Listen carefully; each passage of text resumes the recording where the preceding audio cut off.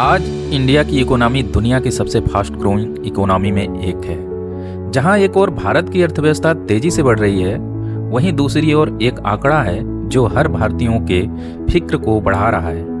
वह है डॉलर के मुकाबले रुपए की कीमत। सवाल यह है कि क्या वाकई भारतीय रुपया कमजोर हो रहा है या डॉलर की मनमानी चल रही है। आज समझेंगे इस करेंसी वार के पीछे क्या है कहानी।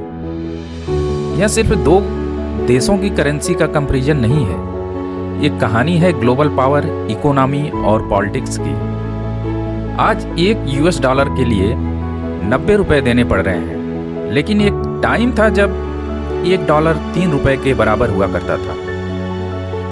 साल 1947 जब भारत आज़ाद हुआ था, तब एक डॉलर लगभग 3 रुपए के बराबर था, क्योंकि उस समय इंडियन करेंसी ब्रिटिश पाउंड से लिंक था और अमेरिका वर्ल्ड को ओवरटेक नहीं कर रहा था। लेकिन इंडियन करेंसी को पहला बड़ा झटका 1965 में लगा। वैसे इससे पहले भारत एक बार साल 1949 में डीवैल्यूएशन कर चुका था। डीवैल्यूएशन से मतलब है कि सरकार खुद के करेंसी को कम कर लेते हैं ग्लोबल एक्सेप्टिंग करेंसी के वैल्यू से। अब आते हैं 60 के दशक में। इस समय भारत कई तरह से अपने इकोनॉमी को स्टेबल करने तथा अपनी बाउंड्री को सिक्योर करने के लिए लड़ाई लड़ रहा था। जैसे 1962 India China war, 1965 India Pakistan war और अकाल सूखा जैसे स्थितियों से लड़ रहा था, जिससे भारत के पास फॉरेन रिजर्व की भारी कमी हो गई थी। जिससे निपटने के लिए भारत ने 1965 में एक बार फिर बड़ा डिवैल्यूएशन किया।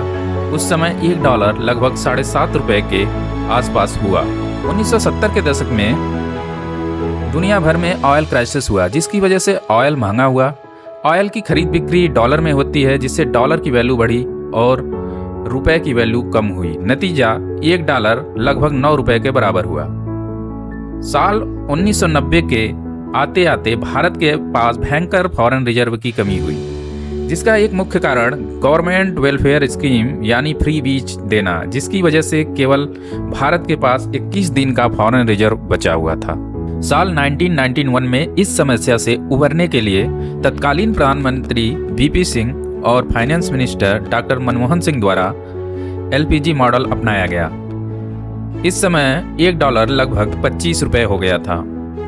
वर्तमान समय में अमेरिका ने भारत पर बड़ा टैरिफ लगाया है। डॉलर दुनिया भर में मजबूत हुआ। टैरिफ की वजह से फॉरेन इन्वेस्टर भारत से पैसा निकालकर अन्य जगह इन्वेस्ट कर रहे हैं, जिससे रुपए की वैल्यू कम हो रही है। रुपया कमजोर होने से देश की इकोनॉमी कमजोर होती है और आम आदमी इनडायरेक्ट रूप से प्रभावित होता है, जैसे पेट्रोल डीजल महंगा होना, इम्पोर्टेंट इलेक्ट्रॉनिक आइटम महंगा होना, इन्फ्लेशन की स्थिति उत्पन्न होना और भी बहुत कुछ।